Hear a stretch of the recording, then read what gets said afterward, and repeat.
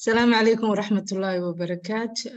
قدية دقاتيرة الصوماليات وأيضا وذا السلام الدمانتين نيجا دكتور فاطمة يلحو فاميلي ميديسين كشقيسة إمارات كدبي عاو وحان هالكان كوهيسنا ميتين أن كقيب قلي دونا دمانتين إنو نوصو ديارين دقاتيرتين الصوماليات وحان وهري دكتور محمد عبد الله consultant physician وحنا نوبلا دونا موضوع diabetes and Ramadan, which is perfect time. Inshallah, tomorrow الرجينا أما day after tomorrow إني بلابة Ramadan. مرك إن شاء الله دكتور محمد the floor is yours. Okay, thank you Dr. Fatima. بسم الله الرحمن الرحيم. مقعيقة هو دكتور محمد عبد الله أخترق عذرة الجود إسبتاك جامعة الجزيرة. السنة كان أجين مرلمات وحاجانس وهنا إن وحيار كأبديت كرينو وحيس بدلي إن كستو بدن إس بدلين 2021 guideline كي ودي وحبس كمان بدلين مركا إن شاء الله إنس أبديت كرينو وحيابي هراء وصور سنة في هراء قوة وصلنا وقفة إست تجي باكستان 2023 بش هذا السوداء في سوداء أسبوع كهر sidoo kale waxaa jaanis oo helay inaan anigana soo qaato symposium-kan ka qayb galo oo la iska update garinaya Ramadan iyo diabetes. Usually wadamada muslimka waxay sameeyaan 6 isbuuc ilaa 8 weeks ka hor ayay update sameeyaan wixii adjustment-iga la sii sameeyo bukaanada loo sii sheegay inuu 2 months ka hor la sii preparation loo sameeyo. Marka waxaa dul mari doonaa again guideline-kii ahaa 2021-kii diabetes and Ramadan guidelines-ka.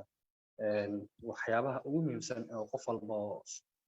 diabetes qaba inuu yahay ay tahay haddii lagu ogolaado inaad soontid faa'iidooyin badan ayuu soonku leeyahay mid ugu weyn oo ah xilliga jaaniska loo heli lahaa weight loss after Ramadan qofka marka waxay noqonaysaa diabetiga faa'iidooyinka uu leeyahay xilliga qofka Ramadaanka ama qofka aan diabetes qabinba waxay tahay inuu miisaankiisa dhimo weight loss la helo jirkii waxyaabihii toxic clearance ku sameeyo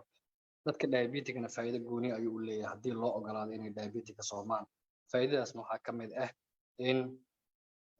oo HbA1c lagu cabirayo 3 biloodlihii hoos u dhici doono markii Ramadaanka laga baxo cholesterolkii hoos u dhici doonto dhiigkarkii si fiican noqon doono degi doono waliba dadka waxa la fatty liver dhahan fatty liver inta badan dawooyinkiisu waa iska kooban yihiin dawada ugu muhiimsan waxay tahay in weight loss la sameeyo weight loss-kaas markaa samaysinne fat loss ayaa samayn doonta ma ka marna marka dhibaatooyin waxa la hayd diabetes-ka qofka diabetic qabo dhiir Ramadan dhibaatooyin badan ayuu la kulmi karaa dhibaatooyinka ugu weyn waxay tahay inuu qofkii koma galo wax dhaho diabetic ketoacidosis oo qofkii u keento inuu koma galo haddii halis oo xaaladiisa noqoto waxaa kaloo ka mid ah dhibaatooyinka ay leedahay qofka Ramadaanka hadduu soomo qof diabetic qabo in sokorta ka dhacdo hypoglycemia waxaa kaloo ka mid ah sokortii inay kacsanaato qofkii asoo kama gelin laakiin sokortiisa 300 iyo 400 gaarayso hadhowna midaasna short term iyo long term dhibaato noo yeelo waxa ugu muhiimsan waxa qofka sokortiisa haddii kacsan tahayna qofkii dehydration noqon doonaa dehydration hadduu noqdana wuxuu halis u geli doonaa viscosity haddii badnaato inuu thrombosis ku sameysmo marka labadii anagoo faa'iidadii fiirinayno dhibaatadana fiirinayno qofka marka waxaa sameyn doonaa inaan ka ilaalino bukaanka waxaan halista ah qofkii faa'iidada ka heli lahaa inaan u fasaxno inuu faa'iidada ka helo waxyaabaha aan sameyn doono marka waxa waaye almost 6-7 points aan ka hadli doonaa number 1 riskiga ayaan tiri doonaa yaa risk classification riskigaas yaa macnaha qof oo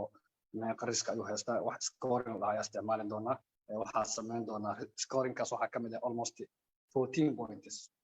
14 points-kaas waxaa ugu muhiimsan qofka diabetic-ga noocu qabaa waqtigu sooman yahay meeqa saacadood waaye meesha ku nool yahay meeqa saac laga soomaa qofkii shaqo muu qabanayo qofkii keliyaha ma laga hayaa qofkii wadnihi ma laga hayaa qofkii dawooyinkii uu qaadanayo kuwii dhibaatada badnaa insulinta ka mid tahay sokortiridiisu sulfonylureas sokortiridiisu qofka hore muu kama soo galay waxyaabahaas dhan anagoo fiirinayna ayay riskiga ka hadli doonaa hadda example hal mar data we know fududeysay marka every doctor can use this calculator calculator-ka wuxuu samayn doonaa wuxuu ku soo saari doonaa riskiga qofka uu qabo aan bilaawno riskiga aan hal example yar 2 minutes qaadan doonta qofka number 1 waxaan dhihi doonaa qofka diabetic type uu qabo muxuu yahay type 1 moo qabaa type 2 let's say type 2 qaba qofkan diabetic meeqa sano diabetic uu qabay 10 sano ka yar yahay 10 sano ka badan yahay let's say 10 sano ka yar yahay qofkaas wax hypoglycemia waqti u dambeeyay ma yeeshay ko hypoglycemia ma ka warqabo dhibaato ku jirta sama qofkii hypoglycemic awareness aan lahayn almost waxaa dareemaysaa autonomigiisa dhibaato ka jirta qofkii hadda waxa laga yaabaa dead in bed inuu sariirta ku dhinto because of hypoglycemia arrhythmia oo keento kaas ugu daran marka qofka aan hypoglycemia ogeyn qof hypoglycemia daran oo kama galay haddana kaas dhibaato ku leeyahay marka la sii hypoglycemia ma jirta aan dhahno qofkan kale ta level of hypoglycemic is HbA1c is controlkiisa sidoo ah ramadaanka intuu soo gelin ka hor qofkan diabetic sidoo ah waxaa fiirin doonaa HbA1c ga 9 ka badan 9 mid u dhaxeeyo iyo HbA1c 7 ka yar marka midka aan dhahno 7 iyo 9 u dhaxeeya example ka soo qaadanayna just boontiyadan mid ugu xun marka fiiri insulinada waxaa jiro qaabyo badan oo kala fiican yihiin marka mid ugu xun mid Soomaaliyeed ay dhahaan mid caanaha isku darsan mixed insulin midaas laba waqti la qaata hypoglycemia way badan tahay marka midaas ugu daran qofkii insulintaas qaadanayo riskigiisu wuu badan doonaa basal boluska again riskigiisu wuu badan doonaa macnaheedu waxa waaye saddexda waqti ka horna wuu qaadanayaa hal waqtina wuu qaadanayaa insulin ba midka qaadanayna riskigiisu wuu badan yahay marka kuwa ugu daran sulfonylureaska fiiri glabeclamide Soomaalida way ku badan tahay dawadan glabeclamide iyadoo combination noo taala marka glabeclamide waxa ka fiican sulfonylureaska glycoside iyo glybebride kuwa la dhahayo marka mar walba dawada macnaha riskiga si yar yahayna riskiga uu soo yaraan doona marka la sii wax hypoglycemia dawooyinkii fiicnaa ayuu qaadanaya metformin sitagliptin iyo kuwaas hypoglycemia male kuwaas ayuu qaadanaya dhaar qofka monitoring fiiri bukaan suu yahay bukaan haddii sokorta cabir aad tiraaday cabiraya ma yahay bukaan sokorta aan cabirayn ma yahay qof cabir markii la cabirayo kaas oo fiican sooma conducted as indicated dhaar qofkan waa isla socyaa dhakhtarka wuxuu dhahay uu yeelay la sii marka acute complication wax dhibaato ma yeeshay oo acute blood sugarka chronic acute loo kala qeybshaa marka acute waxa ka mid ah dhiigga ee qofka inuu galo ama non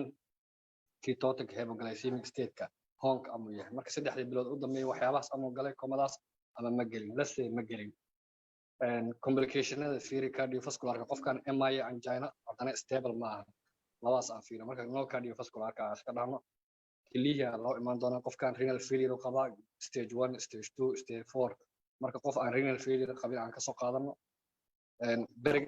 pregnancy-ga pointigan waxa ogaan kartaa regardless diabetes qofka hooyada uurka leh waxa lahay haddii diabetes qabta iyo haddii qabina ayada go'aan ka leh haddii dhexeyso dhibaa oo arka cunugeyga aan isku jiro ma afura marka regardless ha diabetes waa arka she can opt inay iska furto diabetiskaas kuma xirno laakiin you can say no pregnancy aan fiirino cognitive qofkan qof iscaawinaya miya qof dawadiisa qaadanaya miya qof macnaha dementia qabo alzheimer qabo qofkaas waa halis badan yahay sooma hypoglycemia gali kara dhibaatadiisa waa sii badan tahay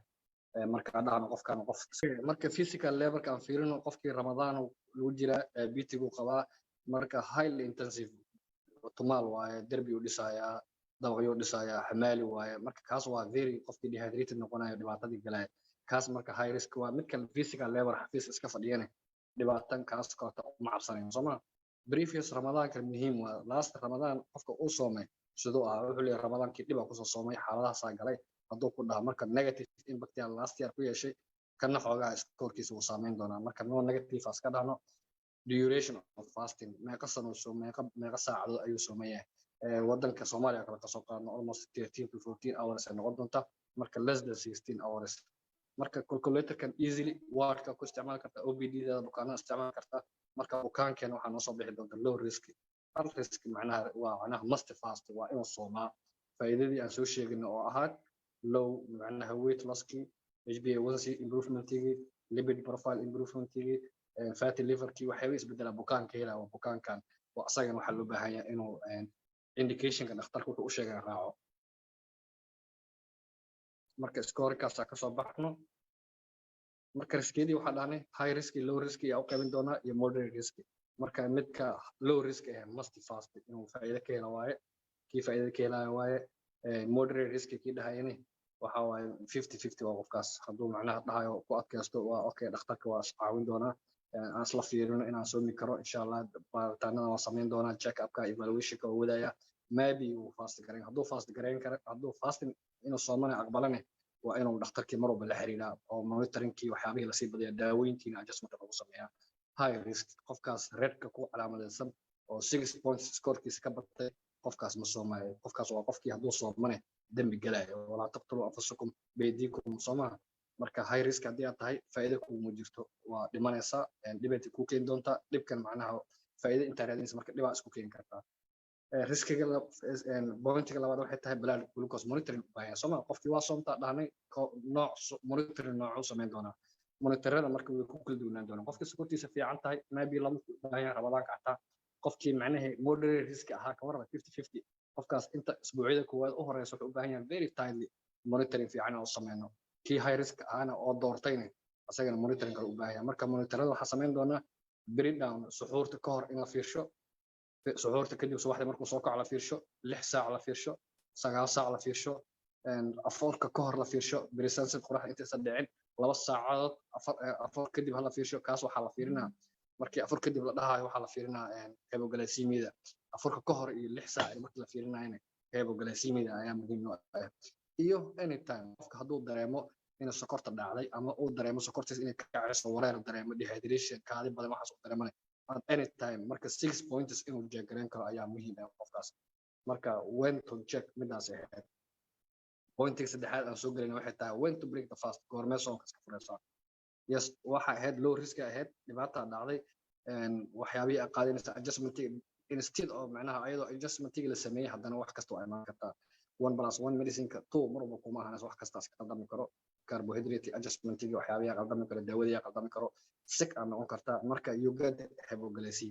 hypoglycemia glucose-ka haddaa cabirtid oo 70 ka jirta right to break waa iska furaysaa soonkaas hyperglycemia 300 haddii ka badato dehydration ku dhici doonta bulimia fatigue hadhowna honk inay noqotid oo hyperglycemic state aa gashaa laga yaabaa markaas ma iska fur kartaa marka any person oo hyperglycemia symptom dareemo sokortiisa ha cabiro 70 haddii ka yaraato ha iska furo marka hyperglycemia symptoms kana we all know kan kale mar walba inuu soo xasuusiyo hadalka inuu isku dardaro sweating badan dhidid badan gariir palpitation kaajo badan maskaxda isbedelayso marmar oo baxayo hurdo drowsiness confusion madax xanuun hyperglycemia sidoo kale waxa waaye sokortiya badanayso qofkii maanta dhan polyuria polydipsia hunger kaadiyo badan fatigue confusion iyo abdominal pain ayuu yeelan doonaa so when to break waa soo dhameynay now midda saddexaad oo imaan doono afraad oo imaan doono waxay tahay ama saddexaad cunadii fluidkii iyo mealkii macnaha diabetics whole package all not macnaha maahan dawo kaliya waxay noqon doontaa dietkii exercisekii iyo dawadii soma marka dawadii waxaa ka bilaabanaya fluidkii iyo cuntada ayadana ugu horeysa most number 1 this the way marka xilliga ramadaanka aan samayn doono marka waxaa la boqolkiiba 50 calorieski qof walba calories uu kala duwan yahay 50% of the calorieska inay noqoto carbohydrateska kabacdina 30% protein oo ka qaato kabacdina fatkiina less than 30 oo ka qaato marka cunooyinkaas cunin doono waxay ka mid tahay carbohydrates inta badan haddii wadankeena Soomaaliya xisaabayno ko inaan qamadiga soo shiidano qamadiga canjeela ka samaysano salaayad ka samaysatid xogaha saliidana laba qaad camal ayadalteed ugu sameeyay we can eat lentils misirtii oo kale digirtii oo kale fuulkii oo kale all carbohydrates kaas oo fiican ayaan qaadan karnaa plantiska fruitska yes fruitska qofku wuxuu cuni karaa inta badan Soomaalida waxay dhahan qaramo cuni karaa waxyaabahaas kale yes portionka muhiim ah it's not like you cannot touch this ma jirto waxaas you need a small amount haddii laakiin xabad qaraha liishida aad dhaadid waxay noqonayaan qarahi waa badanaa laakiin slice qara waa qaadan kartaa slice cambo waa qaadan kartaa tufaaxa ugu fiican saytuunka kaleeto all the marka green vegetables ka dhan salaadka iyo waxyaabahaas oo lagu ogoliyaa dhaqan ahaan waa leenahay Soomaalida saturated cunada in la sii shiilka hadda badanaa Soomaa wajihii burkii iyo macsharkii waxyaabahaas this is not acceptable qof diabetic ah oo Ramadan haddana galaya inuu qaato waxyaabo sambuuska saturated fat lagu sameeyay sambuuska bakoorada Pakistanta bakooro isticmaal laakiin waxay ka wadaan wajiyaha iyo kackac iyo waxyaabahaas qaato waa in la iska dhaafaa we have to marka desertiga badanaa dadka waxa la yaqaan markay cunada cunaan wadamada Asianka ama adduunka wadda ku soo bata mar walba cunada la cuno in waxyaabo macaan laga dambeeyo desertiga ma shukulaatada iyo waxyaabahaas qaato avoid waa dhibaato leeyihiin gaajo badan keeni doonta caffeine-ka kaleeto dehydration ku keeni doonta you have to avoid marka instead oo cun lahayd desertiga fruitka ka dhiga marka ka dhig qarahi dhiga jeex amba ka dhig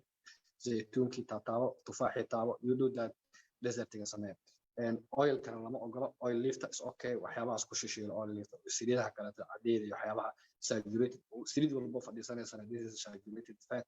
you cannot marka dhow inaad midaas wax ku shiilatid yes hydration diabetic waxa ugu badan aan ka cabsan waxay tahay dehydration inuu ku dhaco waliba hadda samarkii lagu jira Soomaaliya xilliga wuxuu soo galay March you have to hydrate yourself hydration maaha laba galaas oo cabaysid before iftar marka hold the night illa suxuurta xilli walba soo kacay musqusha hadda kaale soo kacay xataa get your glass of water marka overall keep hydration macnaha hal mar kaliya maaha amountiga ka qayb suxuurta marka cunaysid ka hor tarawih marka ay masaajidka xataa u qaado laba ragaco markii sunnada la tukado kale laba ragac ka bacdi cab maanta oo dhan ku agyaal biyaha hydration is the key xilliga ramadaanka la joogo avoid caffeinated waxyaabaha caffeinka ku jiro annagana u badanaa Soomaa qaxwada iyo waxyaabahaas soo dhaweysanaa cafe hal sameeyo kobashiin sidii inaan maanta la shaqeyno this is waxay keeni doontaa dehydration qofkii kaadida ay ka bixi doontaa diuresis keenta oon keenta marka you have to avoid marka waxyaabaha caffeinka ka sameysnaa iyo drinks kaas noocyada aan ka fogaan borshanadii waxa waa soo taataabtay oo in suxuurta laba meal 2 meal qofka cuni doona afurka oo meal fiican qaadan doonto iyo suxuurta snacks yar yar qofka sameyn kara will be fine asoo ku xiranta marka snacks 10 to 10% markaas isha ka soo laabatay in ay xogaa cashaysid ka bacdina seexatid hadhow soo kacdid that's what we do this is exactly the plate Ramadan plate yeelan doono qayb xogaa brown rice ka nagu jiro qayb waxa ku jira foodki waxyaabahaas ama digir waxay noqotaba si proteinki malay iyo kaleeto we just like white proteins ka dibka cadaanka faa'iidada badan leh malayga iyo doorada iyo kaleeto red meat ka fiican red meat even uric acid kaaga wax walba on everything uu gain kara green muhiim waa vegetable ka koostada iyo waxyaabahaas iyo salaad iyo taas kadib yes 2 glass of water lemon ki qarihina waa la ogoliyaa so waa soo dhameynay qaybtii fluidkii iyo diet-kii waa soo dhameynay marka hadda waxa gelinay exercise so number 1 waxa waa diabetes control number 1 waxa waa diet control exercise drug mid saddexaad marka waxa waa exercise qofka ramadaanka exercise loo ogol yahay exercise loo ogol yahay waxa waa xilliga ramadaanka waxa la in ordo waliba xilliga ramadaanka inta badan xilliga Soomaaliya la ordo ama adduunka la ordo waxa waa intii quraxda markay si dhacaysa maqribiin Soomaa marka maqribku waa xilli u doonta sokorti way soo dhacaysaa hadii aad ordin insulin sensitivity ay badin doontaa hypoglycemia dhici doonto marka dehydration iyo hypoglycemia labadaas dhici doonto marka rigorous exercise orod badan oo ruuxleen lama ogolo xilliga ramadaanka xilliga marka exercise u fiican yes exercise hadda u baahan tahay between iftar marka afurtid ilaa isha waxa soo dhameynay exercise-kii hadda waxaan maraynaa medication adjustment dawooyinkii maxaa laga sameyn doonaa qofkii fast life faa'iido ku jirto moderate risk u ahaa wuxuu doortay inuu soomo qofkaas uga faa'iideysto ramadaanka waa in adjustment loo sameeyo dawooyinka hor u qaadanaya dawada number 1 first line drugs of diabetes worldwide unless oo qofkii renal failure yahay unless qofkii matag ila laba u keenin number 1 drug metformin ayaa tahay marka metformin qofkii qaadanaya ramadaanka muxuu ka sameyn doonaa qaab nooc loo qaataa qofkii one time haduu qaadanayo metformin wax dose adjustment uma baahno waxa leedahay xilliga iftaarka qaado marka timeka la qaadanayo waxa ka dhigaysa bedelaysa laakiin dose-kii 500 mg 1000 whatever dose-ku qaadanayo one time hadii tahay one time-kii qaado iftaarka xilligan iftaarka qaado twice dose hadii tahay waxba lagama bedeli doono waxa qaadanaysa labo iftaarka kadib iyo suxuurta kadib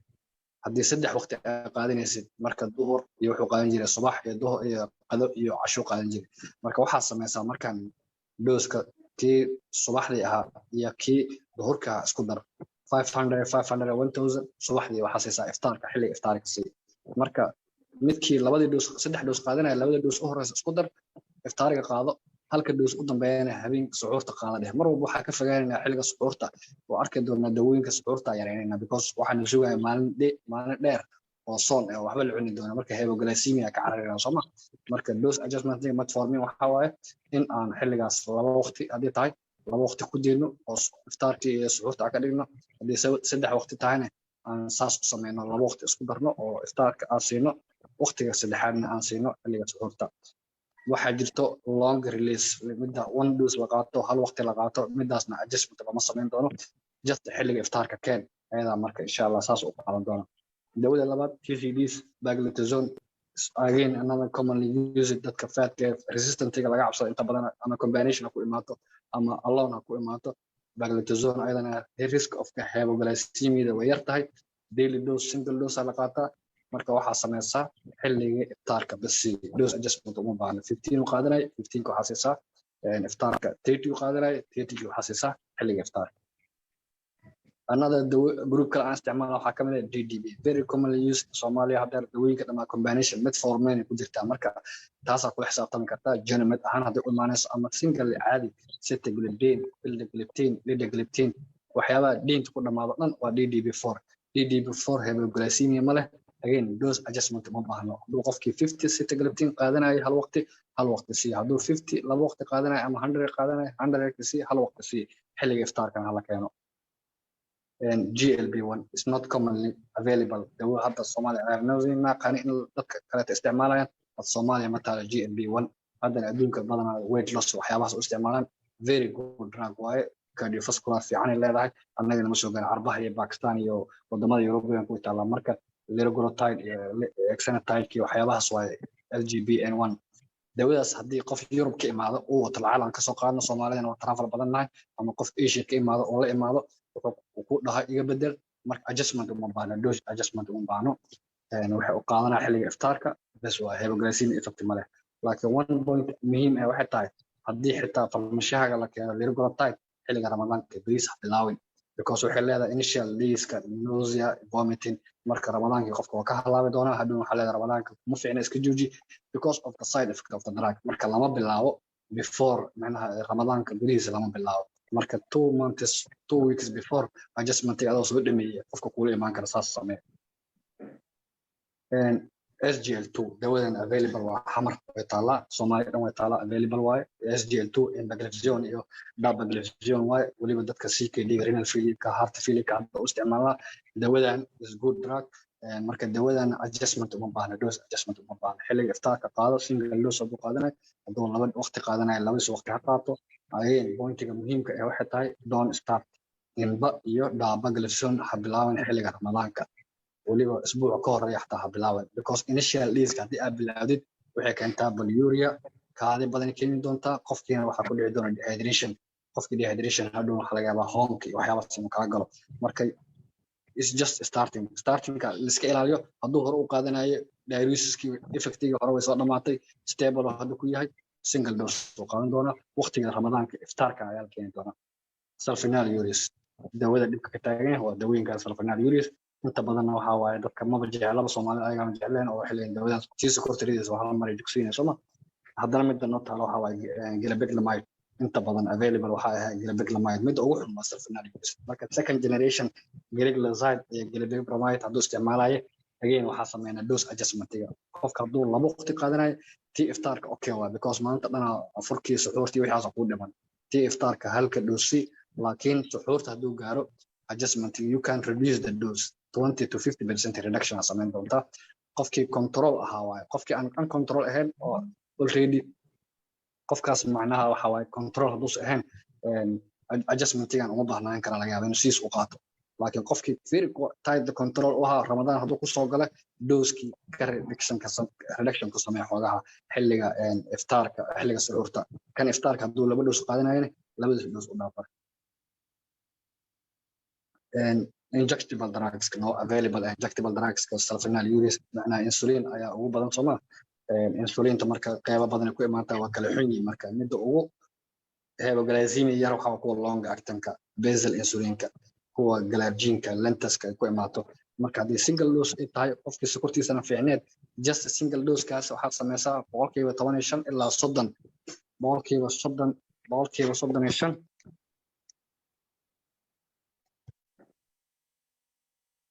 boqolkiiba 30 iyo macnaha 15 ilaa 35 ayuu adjustment ku sameeynaya qofkaas laakiin haduu qaadanayo double dose oo waliba mix insulin haduu qaadanayo mix insulin waxa la laba waqti qaadanayo Soomaa subax iyo duhur iyo habeen qaadanayo kii subaxda waxa keenta iftaarka dib malakaas dose-kiisa u qaadan kara laakiin kii iftaarka mix insulin haduu qaadanayo 50% reduction ku sameeyo so single dose hadii tahay basal insulin 15 to 30% reduction u baahan tahay dose-ku hore u qaadanayo hadii laakiin oo mix qaadanayo mixiga miduu subaxdii u qaadanayo iftaarka sidiisa u qaato kii suxuurta uu qaadanayana waxaa ka dhigtaa 50% reduction ka dhig waxaa jirta bolus insulin qofka cunada 3 waqti ka hor quraacda ka hor uu qaadanaya qadada ka hor uu qaadanaya cashada ka hor uu qaadanaya 3 waqti uu qaadanaya hadda maxaa sameynaa xilliga ramadaanka qofkan bolus insulinka marka waxaa la sameyn doonaa qofkii qaadanaya short acting insulin ama bolus insulinka kii quraacda waxaa siisaa iftaarka kii qadada omitted ka buud asaga dhan kii cashadana 25 to 50% reduction ku sameeya marka insulin inta badan insulinta xilliga suxuurta waa dhimi doonaa because hypoglycemia laga carari doonaa haddana maalintii 13 saac la soomnaan doonaa marka xilligaas waxaa sameysaa hadduu 3 waqti qaadanaya tii qadada ka buud tii subaxdana waxaa siisaa iftaarka tii qadada cashadana waxaa siisaa xilliga suxuurta sameeya intaas marka insulin adjustment ku sameyn doonaa waxaa kaloo jiro pointa ugu dambeeya aan sheegaa waxay tahay when not to break waxyaaba oo dalaayama iska jiro Soomaalida iska aaminsan inta jirto qof walba ismudo inuu soom ka jabi doono marka check insulin markii monitoring aan sheegaya xilligaas duhurkii jeegare midheega jeegare casarka jeegare afurka ka hor jeegare marka jeegareenta insulin la jeegareena sokorta la jeegareenayo soonka ma jabiso waxyaabaha kale soonka ay jabin qofkii haddii halis u dhaho mana afuray hadduu ku dhaho sokortiisan 400 500 qaato dose dhakhtarka wuxuu u qori doonaa dose insulin inuu macnaha qaato xilligaas halkaas waqti maaha maalin walba inuu qaadanayo marka insulin haddaa qaadatid adoo sooman ama aad iska baartid adoo sooman labadaasba soon referencega marka waxaan kasoo qaatay gaar sidiisa uga soo qaatay wax badalaad 2021 mid ku dambeeya waaye ilaa hadda wax isbedela ma jiro sidiisa adduunka hadda lagu isticmaali doonaa intaas ayaa kusoo gabagabeyn doonaa assalaamu calaykum waraxmatullahi wabarakaatu aada u mahadsantihiin وعليكم السلام ورحمة الله وبركاته دكتور محمد آدم ومهدسنتهاي comprehensive overview أنو سميسي حان هذا قد قل دونا دقاتير تكاليتو كوهستيقة دكتور يونس عثمان عبد الشكور consultant cardiologist سيغن وحنوغ حالي دونا رمضان and chronic heart disease specifically heart failure بسم الله الرحمن الرحيم marka hore magacaygu waa Yunus Maal Shukur waxaan ka howlgalaa waxaan ahay ku takhasusay cardiologist gaar ahaan intervention cardiologist and pulmonary hypertension waxaan ka howlgalaa Saudi Arabia King Fahd Medical City Riyadh waxaan maanta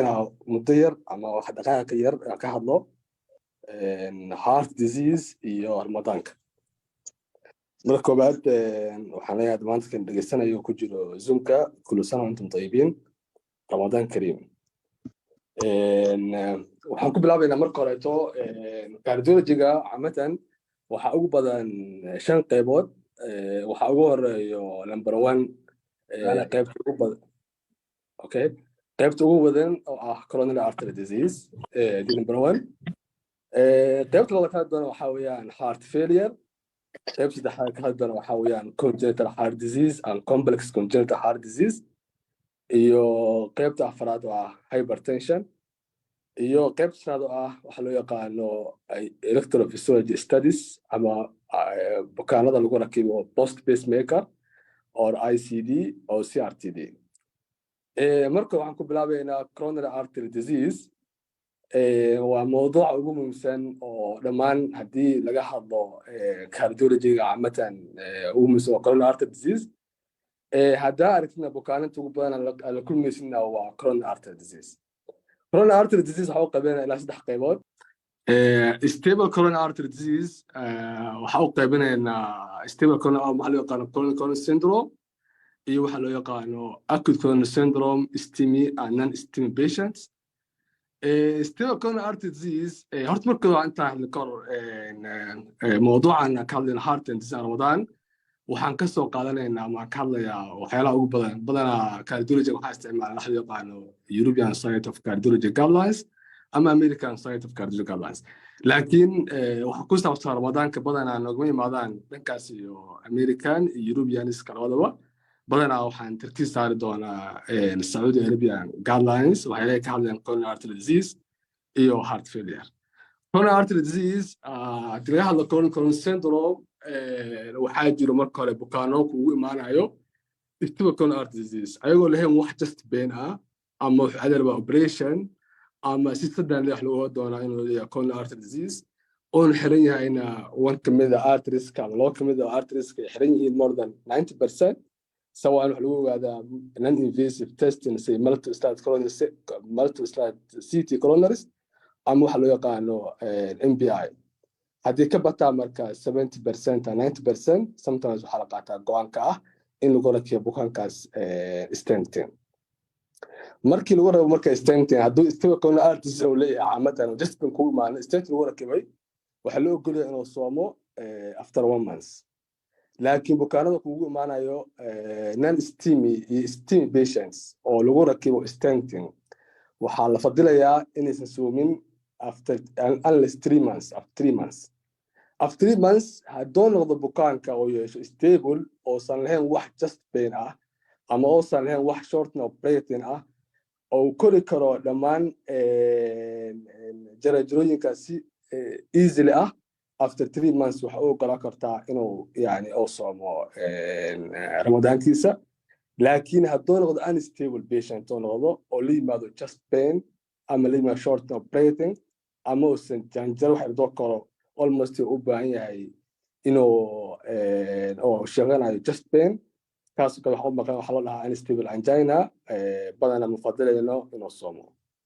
وحكون سهرة أيوة بكانوا يقولك steam patients أو بدنا بعد بوست استيمي أما بوست بي سي آي لقليو سي سي يوغا أما كون كير يونت وحفظينا سينو سنسومين until 6 months وحاجروا بكانا كالتو symptoms لغو حليو بوست كابيج أو كون أرتري باس جراف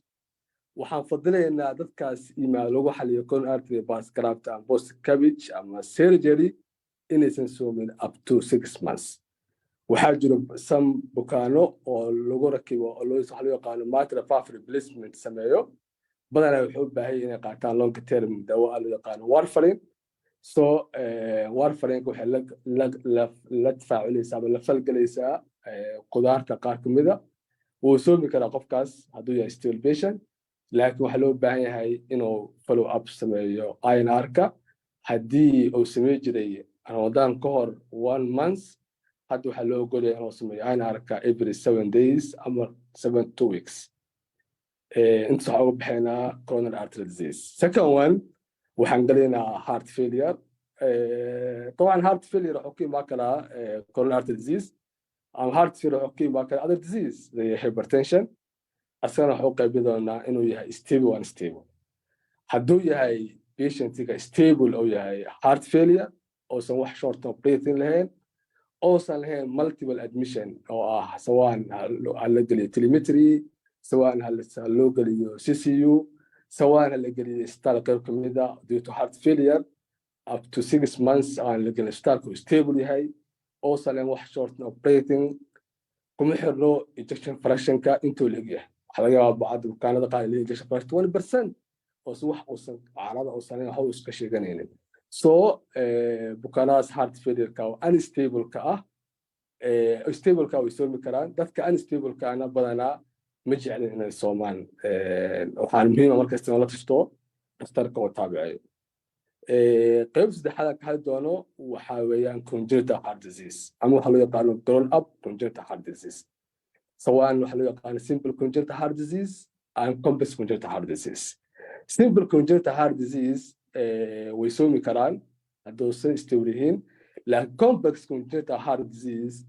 بدنا الحلين وحلو يقالون زرقان أما سينوسيس مجعلين بدنا هنا الصومال because easily we can complicate heart failure وكذا. sometimes شو حنا كذا لو ضدك قاتو heart failure كا وحنا قاتان دواوين وحكموا دواوين كي قاتان لازكس so لازكس كمجعلين إنه قاتو وقت السحور كا لكن لازكس هو قاعد كريا بعد الإفطار أما أفرق كذب وحكوا سهرة يطيب سدحات كارديولوجي وممسن وأريزميا بكان لو ركبوا بيس ميكر سواء لو ركبوا كومبليت هارت بلوك سواء لو ركبوا فيرست هارت بلوك او سكند هارت بلوك اما سيمتوم ساينس بردكارديا هدول بيس ميكر ايزلي وذكر او سو مكرا هدي لو ركبوا كان كاي سي دي سواء اي سي دي لو ركبوا برايمري او سكندري هدي لو ركبوا اذر كانالوباسي haddii lagu rakibo bukaanka ICD-ga due to canalopathy caadi u soomi karaa laakiin haddii lagu rakibo ICD post MI oo post myocardial infarction haddii lagu rakibo ICD waxaan u malaynayaa haddii la yimaado unstable yahay waxaan fadlan inuusan soomin waxaa kaloo jira bukaano qabaa ama lagu rakibo CRTD always CRTD-ga criteria lagu doorto waa criteria very advanced so ma jeclin bukaanada post CRTD-ga ah inay soomaan waxa ku soo haraya qaybta ugu dambeyso oo ah bukaanada qabo hypertension-ka طبعا hypertension-ka camatan yani waxa iska dhintara medicine-ka aniga qaybta qoys waxa weeyaan malignant hypertension qofka bukaanka ee malignant hypertension qabo oo complicate ku dhacay intracranial hemorrhage ama complicate ku dhacay due to eye problem or something any organ damage or some blood pressure-kiisa oo san stable ahayn badana ma jeclin inuu soomo bukaanka post malignant hypertension inta ku soo gabeynaya asalaamka warahmatullahi wabarakatuh kun santum tayyibin mahadsantahay doctor overview waxaana siisay relevant oo cardiology diseases oo ramadaanka iyo waxay laga advice ku dhakhtarka sii karay kuwa soomi karay kuwa soomi karin great well done doctor haddana waxaan u gudbaynaa Dr. Ismaaciil Xuseen Fayte waa dhakhtar kusoo takhasusay consultant gastroenterologist ah wuxuu nooga hadli doonaa Ramadan and the chronic disease relevant to gastrointestinal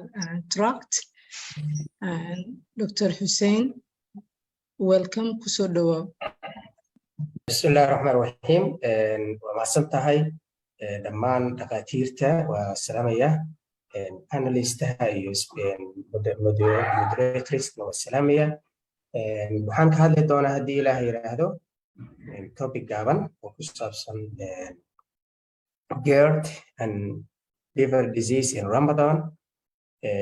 marka hore waxaan ka bilaabaa magacayga waa Ismaaciil Fayte waxaan ahay internal medicine specialist and gastroenterologist ka howlgala isbitaalka Jazeera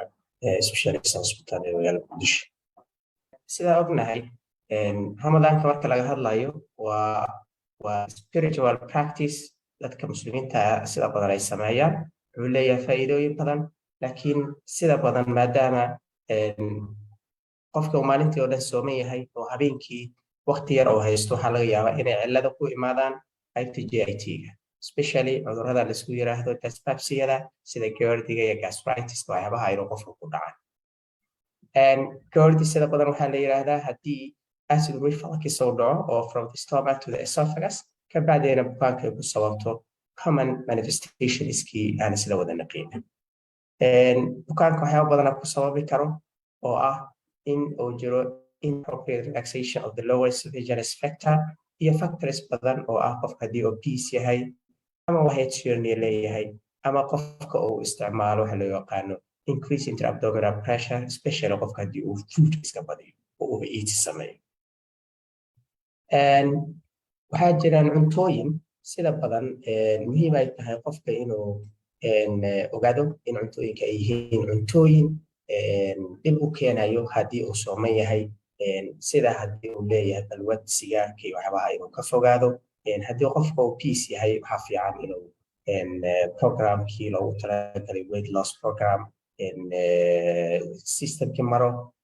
waxyaabaha eating habitska aadka u muhiimsan waxaa ka mid ah qofka inuu ka fogaado inuu eating of large meals taasoo keenaysa inuu qofka uu abdominal distension ku dhaco kabacdina regurgitation badan uu sameeyo reflux badan iyo inuu qofkii uu sameeyo waxa loo yaqaano eating at late time taasoo ayadana dhib weyn ah especially ramadaanka sababtoo ah qofka waxaa laga yaabaa inuu intaa maqribka afuro haddana habeenkii wax yar casheeyo haddana uu mar labaad cashada markuu cuno isla markuu hore ka seexdo taasoo keenaysa markaa dhibaato ku keenayso waxyaabaha kaloo muhiimka waxaa kamid lagala taliyo qofka inuu sameeyo lying flat pad inuu ku jiifto waxaa fiican inuu elevation of head pad inuu sameeyo aad bay aad u fiican tahay waxyaabaha cuntooyinka muhiimka waxaa kamid ah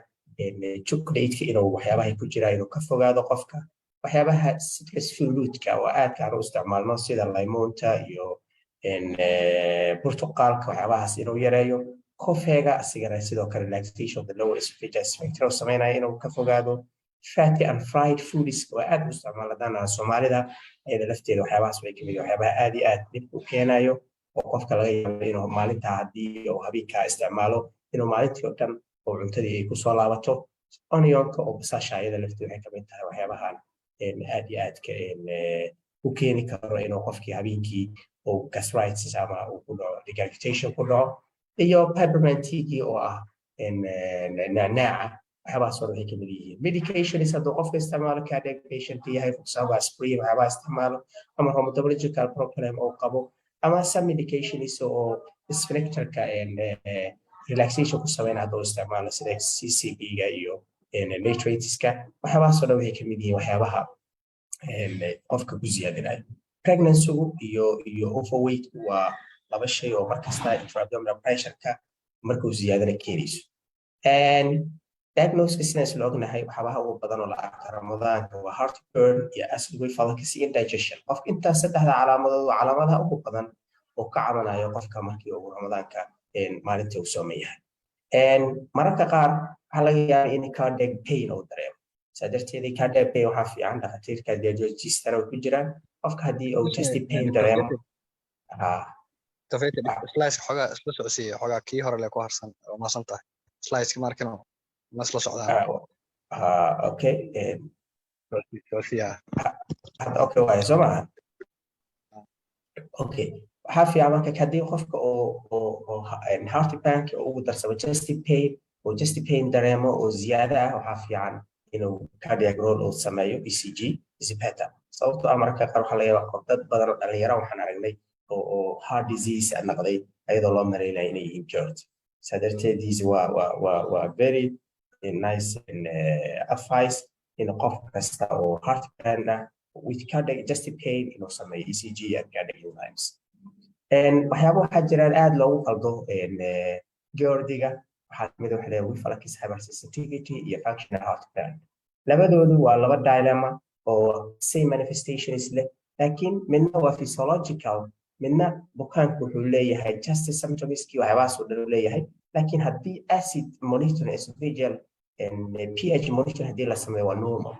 no acid exposure waa farqiga u dhexeeyo managementgoona aad u dhib badan yihiin waana bukaanada sida badan Soomaalida markay noo imaadaan resistant to PPI resistant to all lifestyle modificationska waa bukaanadaas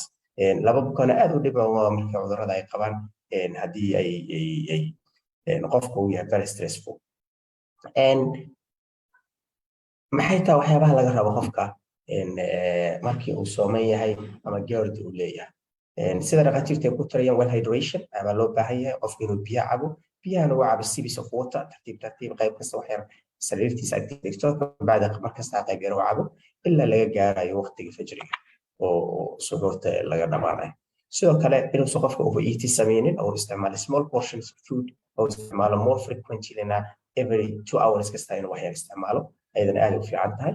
qofka inuu isticmaalo timirta si waaslaa dadka Soomaalida aad iyo aad timirta u isticmaalaan markaas waxay noqonayaan waxaa dhacay waxa la yiraahdo maadaama ay aad u badan yihiin kilocalorieska inay qofku keeno fatty liver waxyaabaha muhiimka waxaa kamid ah inuu qofkii inta cunto cuno oo hore ka seexdo that's waa big problem marka waxaa fiican hadduu qofka casheeyo inuu xoogaa time qaato kabacdina 2-3 hours later kabacdina oo markaa kabacdi uu seexdo inuu waxyaabihii uu ka fogaado oo keeni karay balwadda iyo waxyaabahaas inuu ka fogaado cuntooyinkaan soo sheegno dhan inuu qofka ka fogaado sida cuntooyinka shiilan cuntooyinka straightka u badan yahay cuntooyinka spicy foodka ah waxyaabahaasoo dhan inuu ka fogaado waqtiga ramadaanka sababtoo ah dhammaantood waxay keeni karaan in uu qofka subixii oo aad iyo aad uga cabto dyspepsia waxaa fiican hadduu qofka GERD manifestations uu lahay inuu markasta sameeyo elevation of head back aad u fiican tahay inuu markasta ka fogaado in late time-ka uu hore wax cuno sida naturally ah waa midda advice-ka laakiin qofka maadaama uu suxuuranayo suxuurtu markasta inay yar tahay sababtoo ah waxaa laga yaabaa waqtiga gadaasheeda inuu seexdo waxyaabaha faadku badan yahay waa inuu totally laga fogaado haddii qofka uu overweight yahay waxaa fiican inuu weight reduction sameeyo dawooyinka PPI-ga protocolka caadiga aanu maraynaa waxaa fiican qofka inuu haddii uu GERD yahay is better inuu bilaabo before meal ma fiicna inuu qofkii cuntadii bilaabo ka bacdina meesha effectiga dawadii ayaa more than 50% ku lumaya marka qaar waxaa laga yaabaa qofka inuu PPI isticmaalo laakiin habeenadii oo dhan uu leeyahay acid reflux aad u badan waxaa sida badan la recommend garaya in loogu daro H2 receptor blockers لأنه وحكوا في عن تايدا نتون acid breakthrough يرينيسا.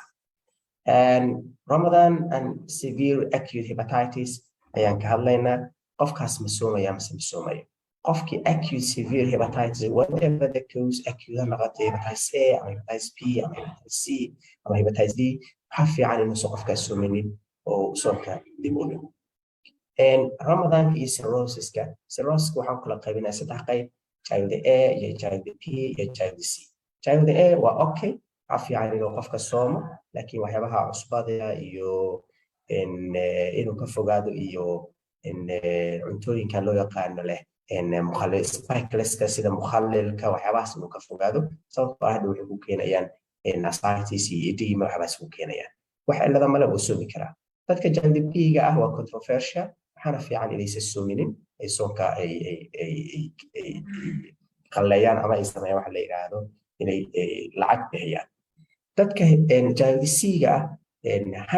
100% وحوي totally not recommended إن وإني سومين هذا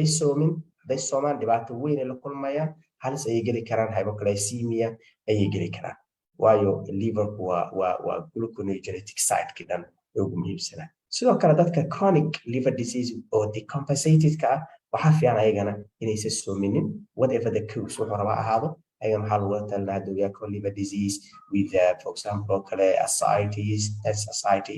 and tonsillitis وحاوي هيباتوينا syndrome is recommended إنه سومين صوتو أحدو صوم دباتو الكمية and هكذا وحين كان موضوع ما كانوا تسنى يا dadyogaas qaabka ay soomayaan child A class can fast laakiin wuxuu isticmaali karaa dawooyinkiisa sida caadiga haddii uu lahay protocol ah oo ah non selective beta blockers iyo body ligation oo sameeya gestationist uu maraya nutritional advice-kiisa caadiga uu isticmaalaya waxyaabihii maalxay uu badna oo ka fogaanaya protein inta loogu talagalay xadkii loogu talagalay oo recommended ka isticmaalaya snacks loo isticmaalaya markasta si ay soo dhicin ilaana dadkaas high metabolism ku dhacayo sidaysa muscle loss ugu dhicin oo ah sarcopenia isu gelin haddii mar uu bilaabo bukaanka inuu deterioration ka galo is better to stop the fasting child P iyo child C labadaba ma fiicna inay soomaan child C boqol mamnuuc ay ka tahay inuu soomo child P gana asigana markaas dhakhtarka waa inuu siiyaa recommendation ay inuu soominin sababtoo deterioration ku dhacaya haddii bukaanka uu fatty liver leeyahay oo ahnan alcoholic fatty liver iyo ramadaanka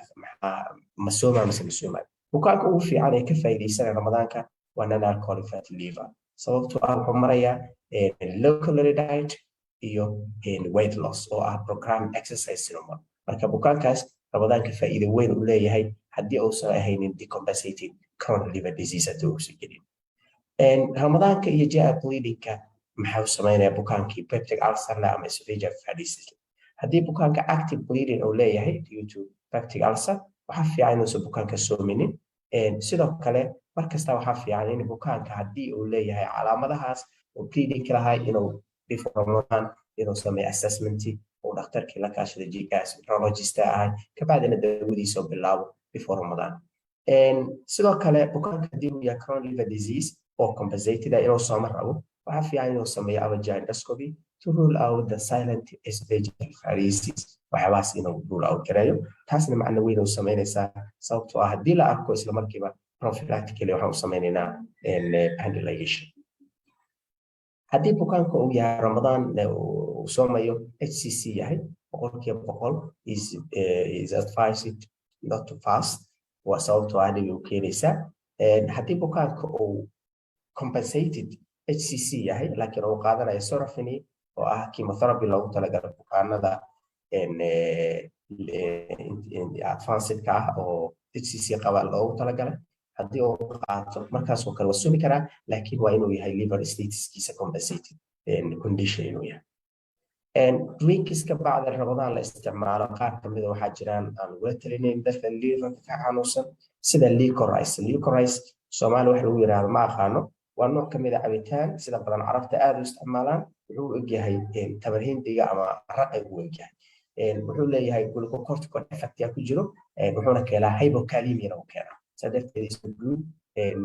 money drug interaction badan uu leeyahay sidoo kale waxaa soft drinks ka oo dhan is not good inuu qofka isticmaalo pickleska oo ah waxyaabaha mukhallilaadka ah ayadana sidoo kale ma habboon inuu qofka isticmaalo sababtoo waxyaabahaas oo dhan waxay sameeyay ziyaadinayaan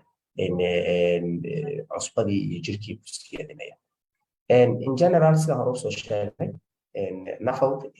dadka nafalka ah Ramadan is beneficial sidoo kale dadka child C iyo child P Ramadaanka waa hazardous marka inay soomaan dadka child A ah way soomi karaan laakiin waxay u baahan yihiin pre-fasting assessment u baahan yihiin markasta sida caadada noo ah oo diinta islaamka na farayso early iftar and late suhoor waxyaabaha ugu wanaagsan ee qofka lagu tariyo intaan waa recommendation ka hadda idin akhrinayay oo guideline-ka ahaa oo ayadoo concise intaasaan kusoo gabagabeynaya aad aad umahadsantihiin Ramadan Kareem kul caam wa antum bikhair waa mahadsan tahay Dr. Hussein aadan u mahadsan tahay waxaan dhaqaatiirta soo diyaarisay barnaamijka Dr. Maxamed Dr. Yunis and Dr. Ismaaciil Xuseen Fayte marka su'aalahan bilaaban doonaa marka wax yar kaliya ayaan waxaan rabay diabetikada inaan ku daro Dr. Maxamed well done overview-ga iyo concise process and everything wuu noo dul maray maadaama aanan ogeyn in Soomaaliya hadda aad looga isticmaalo aan hadda ka maqlay Dr. Maxamed daawooyinkan cusub ee SGLT2 waxaan rabaa kaliya inaan ku daro these daawo aad ay u fiican yihiin indication-koodan specifically waxa waaye dadka qabaan maxaan dhihi lahaayey cardiac problem oo atherosclerotic stabilized cardio in atherosclerotic ee hore ugu dhacday glycemic control ma u isticmaalna badanaa soo haddii qofka uu qabo this problem ayay indicated yihiin marka waxaan rabaa kaliya inaan ku daro this medication usually waa very good laakiin waxay sababaan dehydration ayay leeyihiin waxay kaloo leeyihiin side effect very rare ah but serious which is DKA oo ay glycemic ku presentare karto marka waa inaan wacyigelinaa oo dadka aan markii aan prescription ka sameynayno aan ka warqabno especially elderly people oo daawooyinkaas loo qorayo dehydration-kan ay u yihiin prone u yihiin waa inaan taxadir weyn aan ka sameyno number 1 number 2 waxaan kaloo rabaa inaan ku daro metformin waa first line medication all over the world Soomaalina aad looga isticmaalaa waa safe waxay leedahay long standing oo safety however waa inaan fiirino maandey lahay renal function haddii EGFR-ka ay ka yar tahay less than 45 waa inaan half ka dhignaa dose of metformin hadday 30 ka yar tahayna waa inaan stop gareynaa sidoo kale DDB4 waxay leeyihiin good safety and good tolerability however most of them renal elimination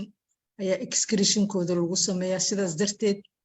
haddii ay jiraan any renal problems then we need those adjustment haddana waxaan gudagalaynaa questionka iyo answerka haddii ilaahay yiraahdo insha allah Dr. Habib welcome haddaan si toos u galo waqtigan anoo ilaalinaya kow horta waxaan ahay diabetic aan ahayna waa cusub yahay it's 1 year time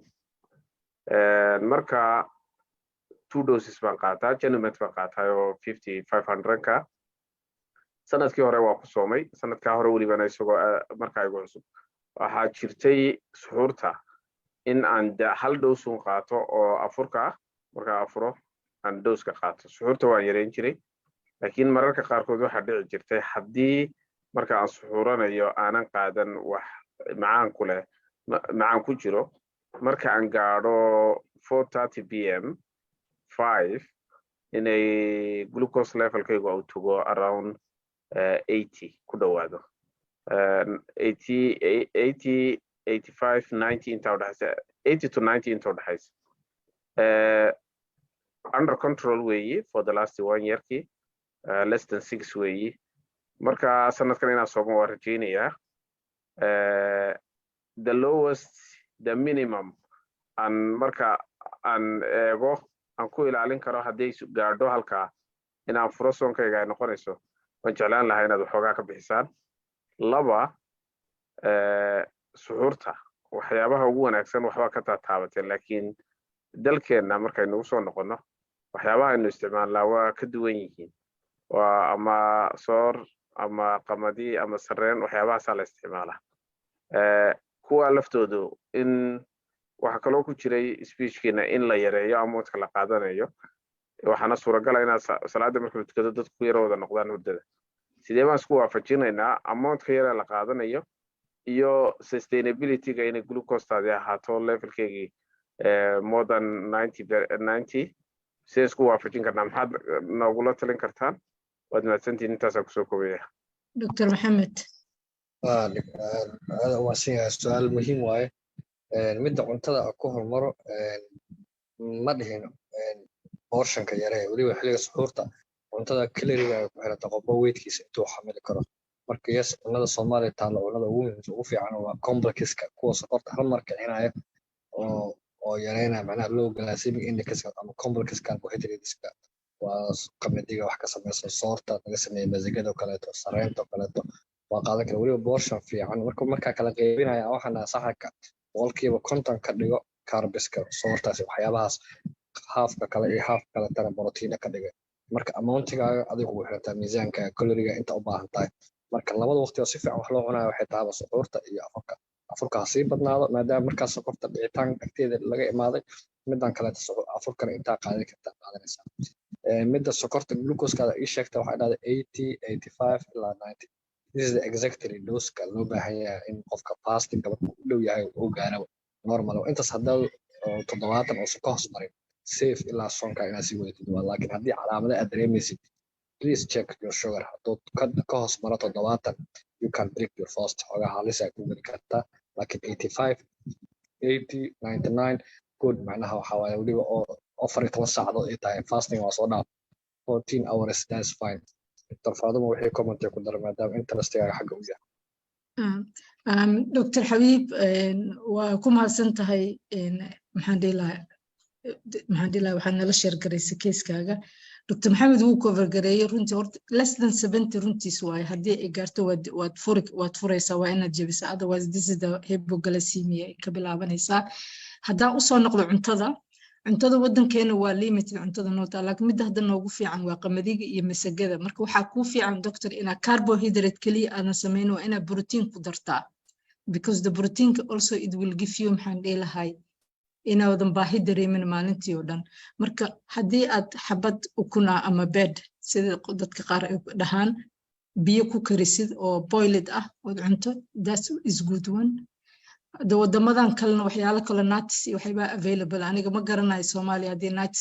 nuts ay available yihiin dadka noo jooga sheega karaayo iyadana aad ay u fiican tahay walnut-ka kale inaad 4 xabo maxaan dhihi lahay aad ka qaadatid laakiin haddii san available ahayn masagada ama qamadiga sareenka hadba sida qofku u yaqaano iyo inaa wax yar oo protein ah ku dartid omelette yar ama egg bi lagu karshay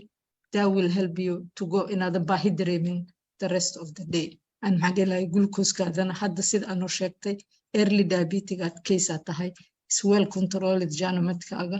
and you can continue inshallah but blood maxaan dhihi lahay monitoring is very important glucose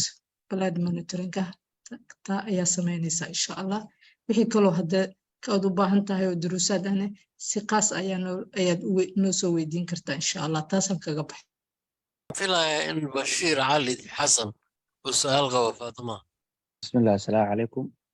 دمان قاتيرتا والسلامي maamulka istaalka Jaajis iyo Dr. Said iyo team kalena wasalaama laba su'aal qabaa su'aasha koowaad waxaan rabaa Dr. Ismaaciil aan rabaa inaan weydiiyo Dr. Ismaaciil waa maasan tahay waqtiga afurka oo ognahay dhalinyarada Soomaalida galabtii oo kala bunooniga aad u beelaan marka waqtiga afurka waxay sameeyaan inay xaddi aad u badan oo biyo ay cabaan marka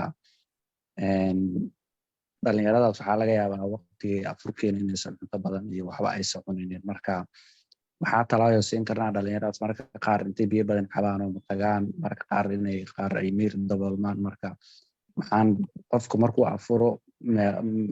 biyaha cad meeqaa ugu badnaan meeqaa laga cabi karaa meeqaa gaarsiin karnaa su-aasha kaloo raba doctor Ismaaciil inaan weydiiyo doctore Soomaalideena caado waxaan leenahay marka afurayno waxyaalaha friedka iyo sambuus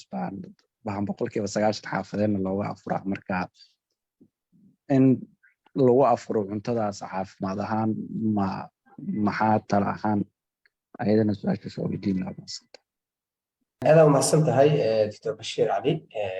haddii aan ku hormaro su-aasha koowaad biyaha qofka sooman marka inuu biyo ku afuro iyo timir waa wax sunno ah aad u fiican laakiin waxaa la rabaa inuu timir 3 xabo timira iyo biyo adiga hal galaas biyo ama hal galaas iyo par ah ka badan inuusan qaadan laakiin biyaha waxaa la rabaa inay qaabo sibis water badan markasta wax yar ka bacdiba كسير وعبو سي هالمر وصل سيدي جيلي وكله وصل قفك بيئس وعلوش لم يوصل كريم تاس واسدا صحراء إنه قفك السماء الغرب أرين كلامات وحياها فرايد فود كأودن أنتو ينكشيرن سمبوس كمروح معها إن بس كله وحياها صودا جيكي كلا شيلي وحياها صودا وحياها كمية الفاكتورز كأدي أوكي يرجعون haddii qofku uu leeyahay ama laabjeexa siyaadiyo gastritis-ka keeni kara sometimes sadartii waxaa fiican qofka inuu ka fogaado wadaanka cuntooyinkaas sida caadiga dabiicigana bukaan kasta oo geerdi ah waxaa fiican in cuntooyinka shiilan cuntooyinka dufanka ku badan yahay cuntooyinka dhanaanka ku badan yahay sida waxyaabaha limonta iyo cuntooyinka spice foodka inuu markasta ka fogaado taas waa talada ugu muhiimsan maadaama ay waxaasoo dhan aggregation ku samaynayaan calaamadihii in LabJack. I think Dr. Daoud is the next one. Dr. Daoud, microphone. السلام عليكم ورحمة الله وبركاته. بخاطر ترى والسلام يا ماشي كوجرتا سؤال وحان قبا تصال قفكم مركو قبا هايباتايسيس بي أم سي وحيابها لغولة تلينايو سيجارة دكتور إسماعيل أيان ويدين لها سؤاشاس وحيابها لغولة تلينايو إنه ama iska ilaaliyo xilliyada oo rabadaanka oo kale ayaan codsan lahaa inaan brief ka helo idinka mahadsan Dr. Ismaaciil waa mahadsantahay Dr. Daoud bukaanada qabo chronic hepatitis B ama C waxaan kala qaybinaynaa laba category chronic hepatitis oo compensated inuu yahay oo cudurku la nool yahay ama dawooyin ha qaato ama yuusan dawo qaadanin iyo inuu yahay chronic hepatitis oo decompensated oo chronic liver disease noqdo labada markii ay noqoto way kala duwan yihiin qaabka haddii soomayo iyo haddii soomayn bi waa kala duwan yihiin haddii bukaanka uu hepatitis B yahay oo chronic compensated dawaha qaata ama yuusan qaadanin sida caadiga ramadaankiisa waa soomaya just wuxuu u baahan yahay wuxuu ka fogaanayaa waxyaabaha ay ku badan yihiin fatty food ka badan maadaama taas risk kale ay tahay haddii qofku non-alcoholic fatty liver iyo chronic hepatitis labada waxay badinayaan risk of hepatic fibrosis marka waxyaabaha oo fat food ka badan inuu iska yareeyo iyo cuntooyinka oo cusbada ay ku badan tahay inuu yareeyo sida caadiga ramadaankiisa waa soomaya protocolka loogu talagalo caadiga ah iyo every 6 months-ka ultrasound with or without alpha fetoproteins programki inuu maro oo ah surveillance programka ayaa fiican taas waa midka markii uu yahay qofka chronic compensated haddii uu yahay chronic decompensated la bukaankan uu leeyahay hepatic encephalopathy development ku sameeyay ama ascites oo lahaay ama variceal bleeding oo develop gareeyay bukaankaas waxaan kula talinay inuu si soomin sababtoo ah risk ayuu keenayaa ramadaanka sidoo kale waxaan ula talinayaa inuu dhakhtarkiisa hematologist si gooni ula socdo sababtoo ah wuxuu qaataa dawooyin blood pressure ka yaraynayo beta blockers sidoo kale waxaan sessions loogu talagalo la yiraahdo esophageal pharyngeal ligation sessions oo ah haddii uu lagu arko almost lazim waa inuu maraa all sessions eradication of pharyngeal hadhow marka programkii soo qaadanaya dawooyinkii haddii risk of encephalopathy uu lahaa waxyaabaha oo riskiga ahay inuu qofka development oo ku sameeyo hepatic environment development sameeyo oo ka fogaada sida infectionkii constipationkii electrolyte disturbancy waxyaabahaasoo dawooyinka sedativeska waxyaabahaas oo dhan uu ka fogaanaya sidoo kale waa inuu qaataa lactose caloosha waa inuu jilciyaa markastaa qofkaas sababtoo ah risk of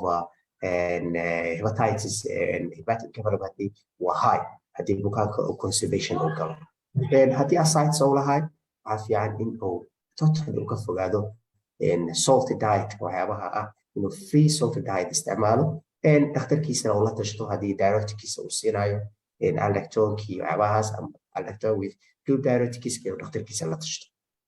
haddii uu leeyahay oo kale infectionista waxyaabahaasna waa in asna dhakhtarkiisa la tashto haddii uu admission u baahaya iyo haddii sampling or tapping of peritoneal sample loo sameynayo waxyaabahaas oo dhan marka decompensated ma soomayo protocolkiisa waa ka duwan yahay sida cadigana dhakhtarkiisa ula soconaya hadduu dawo qaada jirana dawadiisa programka ku qaada jiro qaadanaya hadduu qaadanayo tirofofi ama intikafi kaa hadduu qaadanayana programka caadiga ku qaadanayay iyo flow up programka caadiga oo dhakhtarka uu kula socday ayuu ku soconaya waxba iskaga bedelaya mahadsantahay aad u mahadsantiin wax yar dad ayaa waxay soo qoran dhaqaatiira waxay soo qoraan qoraal su-aala su-aashan waxay ku socotaa Dr. Yunis dhakhtar wuxuu leeyahay ayeeday waxaa ku dhacay MI last year miyay soomi kartaa marka fadlan hadduu u jawaabi karo bismillahi raxmaan raxiim qofka oo ku dhacay MI-ga 1 year ka hor waxaa u malaynayaa su-aashiis qofkaas Soomaali buu joogay oo waxaa lagu daweeyey thrombolytic therapy base waxaa lagu daweeyey BCI post stenting haddii lagu daweeyey post stenting oo kasoo wareegtay 1 year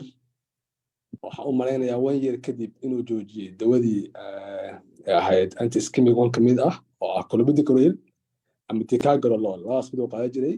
waxaa u malaynayaa 1 year inuu joojiyey kadib hadda uu wado aspirin iyo dawooyinkii markaas ka controlska factor haddii uu yahay stable oosan lahayn xabadkiisa xanuunaynin oo caadi u soco karo oo wax uusan lahayn signs of heart failure marka habeenka jiiftoo kaleeto uusan la soo kacaynin symptoms short of breathing ama personal dyspnea uusan fulaynin daaqadihiisa I think wuu soomi karaa laakiin haddii uu leeyahay dhisa calaamado uu leeyahay oo weli just pain leeyahay oo short of breathing leeyahay waxaan fadilaynaa inuu soomin waxaa kaloo jirta su-aal kale oo soo qortay Dr. Maryan Cabdulqaadir waxay ku socotaa Dr. Maxamed Cabdullaahi I think qofkan wuxuu qaataa galvasmid vildagalactin plus metformin 50/1000 marka waxay weydiinaysaa maxaan dhihi lahay miyuu qaadanayaa one time mise wuxuu qaadanayaa maxaan dhihi lahay dooskiisa caadiga ahayd Victoria vildagalactin 50/1000 u qaadanaya hadduu hal waqti qaadanayo halkii waqti u qaadanaya labadooda dose adjustment uma baahna iftaarigu qaadanaa hadduu complete dose metformin 2 gram ugu badan hadduu 1000 metformin subaxdii iyo 1000 habeenkii uu qaadan jiray hadda suxuurtii iyo wixii stable uu ku ahaa suxuurtiisa control ahayn haddii adjustment u baahan tahay ma sheegin vildagalactinka 50 iyo 50 labadooda ayadana sida halkeed waqti u qaadan kara marka dose adjustment uma baahno hadduu single dose qaadanaya waxaa bukaankaas u fiican inuu qaato afurkii double dose qaadanayana afurkii iyo suxuurta inuu qaato after suxuur iyo after iftaar I hope that answer waxaana fiican labo su'aalaha markaa ka jawaabayno kaleeto bukaanada streaky waxyaabo badan aan fiirinayna risk assessment-iga Soomaaliya HbA1c giisa qofka sidoo ahaa haddana Ramadaan ka hor fasting sidee waa randomkii sidee waa waxaa fiirinayna macroalbuminuria kaligiisa si yahay marka complete package u baahan tahay in ku daray ka jar ma dhihi karno unless uu dhakhtarkii ula xiriir marka wuxuu u baahan yahay bukaan walba oo diabetic ah dhakhtarkiisa one day hadda noo hartay it's not too late bari xataa waa take karnaa in adjustment-igi iyo complete check-up-kii wixii dhammaan isku xirnaa isla wada fiirshaan mar si sax ah uga faa'iideysto qofkaas Ramadaanka waxaa salaamaya digtoorada meesha ku sugan oo idil su-aasheedu waxay tahay waxay ku socotaa digtoorka khayr Allah si Dr. Yunis digtoore qof qaba valvular lesions oo heart valves ka qabo sidoo la dhiil gareynaya Ramadaanka mideeda kalena Dr. Ismaaciil qof qaba metabolic disorders oo qof dadka sida PKU ama alkaptonuria waxyaabahaas oo kale dadka qabaan ramadaanka sidee macnaha ula shaqaynayaan oo sida macnaha dhibaato u geysan karaa sidoo kale qof hadduu liver ka qabo la ogaado inuu qabo hydatid diseases sida kuwa parasites waxyaabahaas ramadaanka sidee macnaha sin ula dhiili karaan Dr. Yunis. بسم الله الرحمن الرحيم دكتور سؤال شو ويديي بكانك قبو فافلو هارت ديزيز طبعا فافلو هارت ديزيز وكلمة عن يعني كلمة ما سبيسيفيك كوج على إنه ويدي سؤال شيء ويستا فافلو ديزيز قبا اسمها تراستينوسيس اسمها تارجيتيشن it is stenotic lesion عامة regurgitation سواء ما targetation أو targetation tricuspid واحد باتها ما يخفي من الصوم because يعني وحب أي almost حتى ممكن تقف برينسيت عدوى يعني لونج تايم بان تقفك ولا ولا كان قفك هسه حتى symptoms بدنا ما يلناش ولا ولا كان قفك لكن مشكلته وحويان stenotic lesion قفك محلية ماترال stenosis تورك stenosis هذه ولا ماترال stenosis واي أسلح وقف كان سواء بالون ماترال أو سواء سيرجري انتو سلقى رمضان كهر هذه ولا أورتك stenosis واي أوصل لح لا هي سواء بوست تافي aortic valve implantation أو surgery. So حصلها ممكن سؤال تصير which type of valve disease بكون كشجعنا يا ناونا مليا واحد symptoms واحد symptoms ملاح. مركب وجعنا ممكن سؤال الأوسع عليه سأوجه سي فاسنس كذا. عبد الرزاق قاعد عبارة أيوة عنده التالي. السلام عليكم ورحمة الله تعالى وبركاته. أنا سؤالي حوالي دكتور يونس أنا diabetic for almost 1 year هاي. هذا 36 أجراء ما هنوقتي وإما لهاي يعني. my question is هذا نحب لاغي متفورمين داود المقال بس الله 1050. مركا سؤالي حوالي in the same time أنا يعني to some extent overweight والله كرا weight كي 100 واي مركب metformin about 1 year قاعدين ويا weight changes نمركوي weight كم دقن ويا ف I don't know يعني what's wrong in the same time and مركب metformin ك sometimes two times أقاطع and ف sometimes أنا hypoglycemic attacks إيه ماذا فركا مركزته يعني جيف كيجا سويت أم شوكولات وحى أم كجرا device كيجا نواوتها all of the time فالمدرب حاول هذا رمضان كإمارة 2 doses سيدا نورمال وقادنا مقادنا مس دوز modification على وصمينا in the same time سؤال شيء لواد حاول how to decrease the weight. دكتور محمد. ما سنتع دكتورة كفهمي دابيتي 1 year tahay oo dawadaas metformin lagu bilaabo hadare BMI-ga badan yahay dictore metformin yes weight loss way leedahay laakiin main goal oo loo qaato metformin weight loss ku kowan yahay qofkii beneficial effect-ga weight loss ku yeesho that's good enough laakiin ha ka filan metformin kaliya in weight loss ku keento before all of that waxay ku xigtaa calorie reduction in exercise samaysid diet-kaaga very control u samaysid marka all of that isku dartid dhakhtarka lagala kaashto waxa next plan ilaa macnaha waxyaabo metabolic kale tama la socdo waxyaabo thyroidka thyroidism hadii jira la socdo la fiirsho waxyaabo badan loo baahan doctor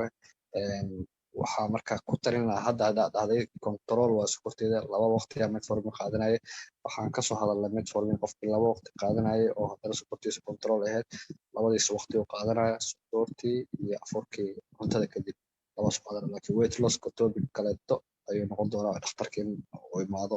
leesarko isla balan isla dejiye waxyaabo badan ku wada jiro metformin kaliya kama sugin inta badan weight loss hada ma santo سؤال يرام كودر لها محمد دكتور محمد waxaa soo baxday saar la socotay oo adduunka hadda la ogolaaday UK email badan oo Mozambique tan oo miisaanka rida dhakhtarkan oo Mozambique ma isticmaali karaan dhakhtarkan oo kale indicator haduu yahay diabetic-na yahay waxyaabaas doctor Faaduma adiga ka isticmaalaan practically wadankiina ku badan yahay wana Dubai you can comment on that doctor abshir wuxuu ka hadlaa this is the latest even very rarely available ay ka tahay meesheena Dubai oo marka taa waxaa ka horeysa group kale oo la dhaho GLB-1 oo indication-keeda yahay dadka diabetic-da qabaan with the weight haddii BMI-da ay aad u sareyso laakiin waxaan filaa inaysan Soomaaliya available ka ahayn so intaan u Zambiga aana aadin dhakhtarkan waxaa ku fiicnaan lahayd siduu Dr. Maxamed sheegay diabetic-da general waa individualized horta waa in dhakhtar intuu la fadhiisto diabetic sideeda number medication waxaa ka horeysa lifestyle modification haddaa lifestyle modification behavior aysan dhicin motivation aysan dhicin lifestyle behavior waxaan ka wadnaa diet oo qof dietitian ah oo yaqaano uu balaanka la sameeyo all whatever qofka qaadan lahaa cuntooyinkiisa iyo waxeeda oo culturally maxaan dhihi lahaa la include gareynayo iyo exercise oo weliba uu u baahan yahay minimum 150 minutes per week but asiga qofka markuu rabo weight reduction uu sameeyo uu dhalinyaro yahayna wax kasta individuality in looga dhigo what kind of exercise uu sameyn karaa that's the minimum laakiin muxuu ku dari karaa gymka ma sameyn kariyaa so waa in balan la sameeyaa but generally speaking haddii aan ka hadlayno yes if in lifestyle modification behavior change ay wax tari weysay plus metformin then the second waxay noqonaysaa this group oo la dhaho GLB-1 indication-keeda loo license gareeyay in Europe and maxaa dhihi lahaa in America waxa waaye qofka inuu qabo atherosclerotic disease stabilized ah this is number 1 haddii otherwise waa inuu weight problem ka jiraa yes weight alone is indicated laakiin Somalia available kama ahan marka wixii hadda available nooga ah waa inaan xooga saarno which is Dr. Maxamed uu ku advice gareeyay inuu dhakhtar la fadhiisto dietkiisa la fiiriyo muxuu ka gareyn karaa simple sugars start no maxaa dhihi lahaa sugar oo la qasay maxaa dhihi lahaa furud lagu daray sokorta sidaan u isticmaalna waa ognahay waxyaalaha simple-ka practical step by step inuu dhakhtar inta la fadhiisto lagu advice gareeyo wuuna fahmaa asigana waa dhakhtar la kadgareeyo then aan u soo dhacno simple carbohydrate markaan joojino complex carbohydrate naftigooda way kala duwan yihiin qaar waxay qabaan glycemic index high ah iyo midaan high ahayn then metformin sida doctorka noo sheegay indicator diabetes waa is not for the weightkeeda wuu yar yahay laakiin it does weight reduction as well marka waa inaan stabilisa marka u malaynayo in daawadaas hadda intuu dibad ka soo gado Soomaaliya loogu advice gareeyo ma filaayo inay tahay good idea I think individualized wuxuu u baahan yahay plan care oo dhakhtar inuu la fadhiisto la fiiriyo what is available what can we do هذا ما صنته فاطمة I think Samra Abdullahi wax badan ay sugayso waxa qaba waxay tahay in hawirtiya waxa qabtaa heart failure xala istala aan dhaxasageynay hadda habeen walbo waxa dhahayo neefta ku dhigayso habeenkii 6 saac markii la gaaro camal isbitaal oo la ordeyna daawooyin ay qaata oxygen lagu soo xiraa marka anana hadda xaas dhahay macnaha ما أيضا مسومي كرتا هذات وشرح الدكتور كسب عنه وشرحه لكن محلا سيدي أروي مو فاهمين دكتور يونس السلام عليكم مركلتو بالبلارين كرتيتيا heart failure bukaanka qabo markan waa ka hadlay ayadoo meesha sheegtay waxaan kala qaabinaa laba qaybood stable patient and unstable patients waxaa way unstable patients waxaa weeyaan bukaanka aan gelin isbitaal last 6 months so waxaan hagala isbitaalka qaybta CCU-ga qaybta ICU-ga oo meel kaleeto isbitaal ka mid ah yani not admitted last 6 months bukaanka oo weli ka sheeganayo short of breathing haddii uu waxyar oo socdo dareemayo in neefta ku dhagayso haddii habeenkii oo jiifto oo dareemayo in weli ay neefta ku dhigan tahay oo u baahan yahay in loo qaado barkimaha oo ku jiifo kor up to gaars 3 or 6 bilow ama 3 barkin u baahan in la furo markasta u baahan in la furo daaqadaha qolka ama meesha oo jiifo kaasaa waxaa leeyahay unstable patients so wuxuu u baahan yahay qofkaasi inuusan soomin laakiin isku dayo in loo sameeyo maximization heart failure. Next one waxa u baahannahay in la ogaado adar ECG oo just X-ray. qofkaas waxa laga yaabaa haddii ejection fractionkiisa uu ka yahay less than 35% uu yahay inuu u baahdo sometimes some devices sida CRTD, sida ICD. marka waxaan ku talinayaa qofkaas bukaankaas marnaba u banaano inuu soomo soonkiisa ha furo sida ilaahay quraankiisa ku yiri shahr ramadan alladhi unzila fihi alquran hudan linnaasi wa bayyinatin min alhuda wa furqan faman shahida minkum shahra falyasum ومن كان مريضا أو على سفر فعدة من أيام أخرى وعلى الذين يطيقونه فدية من طعام مسكين. طبعا ممكن ضدك وعلى فدية طعام مسكين من تطوع خيرا فأنت تصوموا خير لكم. قفك مركي هارت فيرك مسوا قلا وأنت تصوموا خير لكم. حسوا قلا عيد القرآن كذا ولا توقوا بيدكم من التهلكة. ما كنت صوب بها عليكم ورحمة الله وبركاته. محمد عبد الكريم دكتور محمد عبد الكريم. اوكي دكتورka wuxuu dhahay valvular relationka noocu yahay waxa waay mitral percussion mideeda kalena metabolicina doctorka wadi Ismaaciil khayr Allah siiyo iyo sidoo kale hydatid disease oo parasite u keeno saddexdaas ajaclanaha mitral wire percussion valvular relationka iyo metabolic disorders qofka qabo iyo ramadaanka iyo sidoo kale hydatid disease of liver. Okay, Dr. Omar Santahay, waxaan gelayaa su'aasha qaybta liverka. Haddii bukaanka uu qabo hydatid cyst ayada lafteeda waxay leedahay stages. Waxaa waxa la active stage, iyo transitional stage, iyo calcified stage. Marka stage ay tahay ay management u xiran tahay. Marka qaar waxaa laga yaabaa inuu bukaanku u baahdo medical plus surgical intervention إذا الله سوينا علينا بير تكنيك. مرة قارن حالي أبا إنه بخاص بعد كلية medical treatment. مرة قارن حالي أبا إنه صمرنا بوفاعل إن بخاص كلية. أو هديتها calcified أو almost يسوي مركا due to cystic هي من active. In general, hydatid cystiga marka way ku xiran tahay symptomatic ama asymptomatic. Hadday tahay symptomatic, bukaanku wuxuu yeelaya doonaa obstructive symptoms ama infection uu imaanaya. Markaas waa compulsory in loo sameeyo intervention sababtoo ah haddii aan loo sameyn waxaa laga yaabaa rupture inay ka dhacdo kabacdina bukaanka anaphylactic shock waxaa soo qabo. Marka haddii uu yahay bukaanka asymptomatic, markaas bukaanku wuxuu bilaabi karaa dawooyinka sida albendazole oo ah inuu qaato 2 weeks kabacdina oo hadana 2 weeks joojiyo hadana 2 weeks qaato plus peer technique in loo sameeyo ah waxa loo yaqaano puncture بعدين aspiration بعدين injection بعدين re-aspiration oo sameeyo marka dhakhaatiirta surgeonska ayaa qaybtaas interventionka iga khibrad badan laakiin waxay ku xiran tahay hadba stageka bukaanka uu yahay hydatid cyst marka la manage karayo.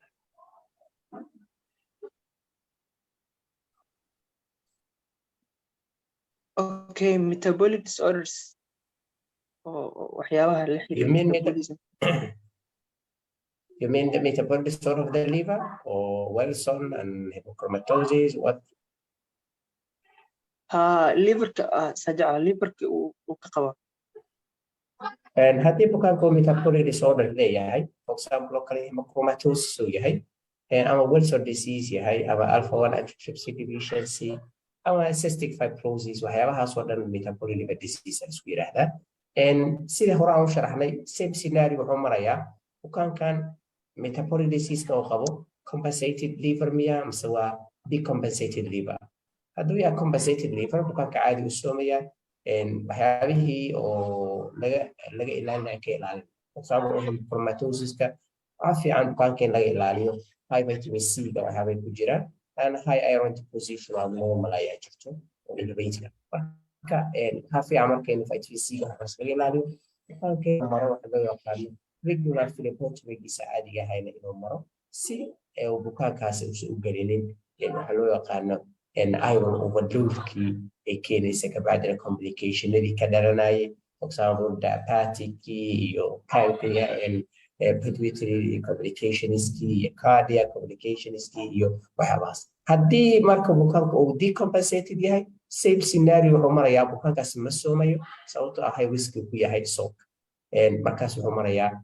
qaacidada hadda doctor Yones uu ka hadlayo heart failure koo kale ah hadduu soomo dhibaato maadaama uu la kulmaayo hypoglycemia uu noqonayo bukaankaas kor waxaa fiican soonka inuu ka sadaqo dhiibo uusan soomin ayaa fiican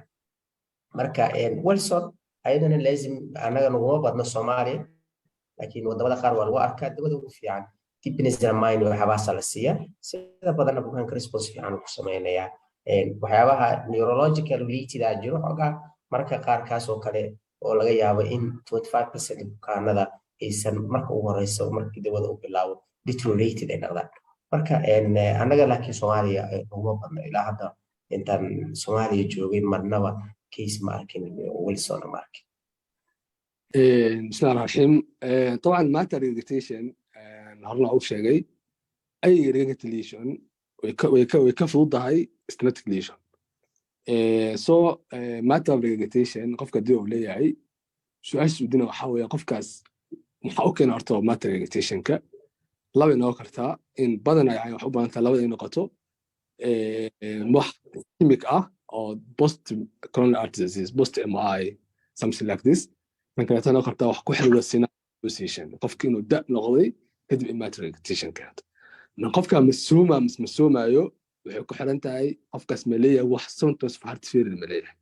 هدي جيران واحد symptoms في heart failure أولية. short no breathing, chest pain, برسون nocturnal dyspnea. حافظين نسومين. لكن هديت immaterial irritation أو حل أجره إن الحليه. matter irritation ka badana haday tahay rheumatic heart disease haday tahay senile rheumatic post surgery loo xaliyaa laakiin haday tahay ischemia ay tahay badana hadda waxa la yaqaan mitral clip waa soo qaadanaysaa si dabbuska marka baaladan lagu xirto xijaab kaleeto soo qaadanaysaa isla valve mitral oo maanaysa waa xiray bis qofka waxa laga yaabaa inuu response fiican oo keeno laakiin I'm not sure haddii inay Soomaaliya valid ba ka tahay in kaleeto marka waxaan ku soo gudbinaa matter irritation haddii uu leeyahay symptoms of heart failure waxa inuu soomin u fiican haddii uu leeyahay oo uusan lahayn inuu soomin hadduu leeyahana waxaan mufadilina inuu soomo waxaan jeclahay su-aashaada inaan ka jawaabo doctor aad waa mahadsan tahay Dr. Fatima, there is one question, Dr. Isaac, if you can read for Dr. Yones. wuxuuna weydiiyey dhakhtarka wuxuu leeyahay patientka iyo wuxuu leeyahay uncontrolled and resistant hypertension and he's taking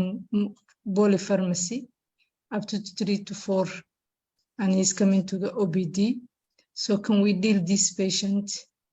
How do we deal this patient? Can we apply to the latest TIMI hypertension trial? Assalamu alaikum, doctor. That's Dr. Yones, I think. Okay.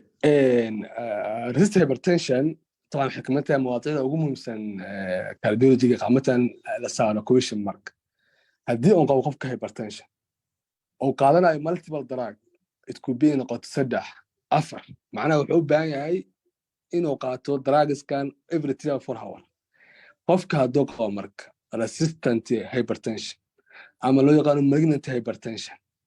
markasta waxaa fiican ama resistant hypertension markasta waxaa fiican inuusan soomin totally waxay ku qoran tahay meel walba ku qoran tahay waxa meelna Saudi guidelines oo ku qoran tahay idana hadduu leeyahay qofkan resistant hypertension oo qaadanayo wax ka badan 4 drugs ama 3 drugs ka badan oo qaadanayo waxaan fadleynaa qofkaas inuusan soomin totally marka inta ugu bixilaa su-aasha jawaabteeda calaykum salaam wa barakatuh السلام عليكم doctors. وعليكم السلام دكتور. Yes, سؤالي waxaan weydiinaa Dr. Yones. Bukaanka hypertensive comorbidities oo qaba sida cardiovascular risk marka sidaan ognahay saddex drug oo qaadanay oo antihypertensive ah oo ay ka mid yihiin diuretics-ka maadaama marka diuretics-ka qaada badan yahay yihiin oo bukaanka hypertension ku keeni karaan dose adjustment oo sameynayna dose reduction isagoo ka joojinayna diuretics-ka furosemide or other thiazide or other diuretics-ka kaleeto. بسم الله الرحمن الرحيم أنا واحد أفهم السؤال شيء ودينا دكتور كقف إنه قبل hypertension أنا ليه هي atherosclerotic coronary artery disease أما heart disease marka وحوقات الدواء كميدا diuretics qofkaas diuretics-ka ma moodaya masoo jeedaan jiro ramadaan intuu jiro ramadaan gudihiisa soo fahmo su-aasha horta maada cadeynin cardiovascular riskiga uu leeyahay iyo sababta u qaanaya diuretics-ka haddii ay tahay sababta u qaanaya diuretics-kan in qofkan uu leeyahay heart failure طبعا markii la barsgalaynayo diuretics-ka طبعا maaha waxyaalo ma dhimayso mortality and morbidity qofka ay leeyahay badanaa waxaa loo daweeyaa diuretics-ka intuu aniga ma ogeyn tan hypertensive-ka waxaan ka hadlaya tan heart failure-ka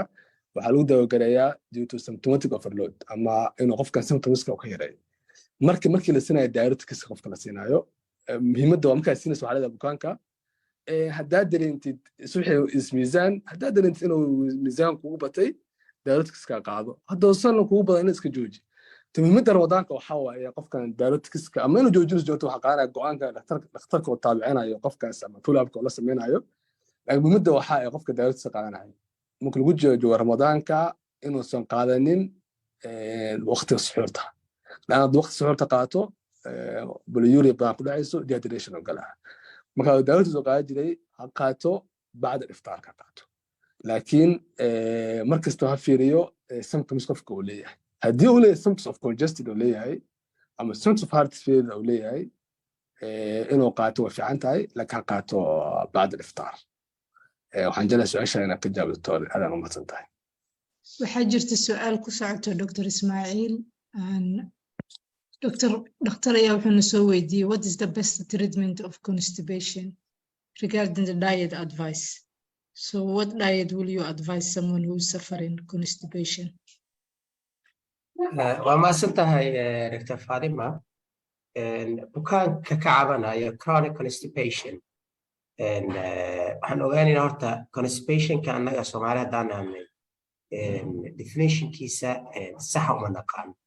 qof Soomaali wuxuu ku leeyahay constipation aan qabaa haddaad weydiiso bowel movement-ga per week meeqa waaye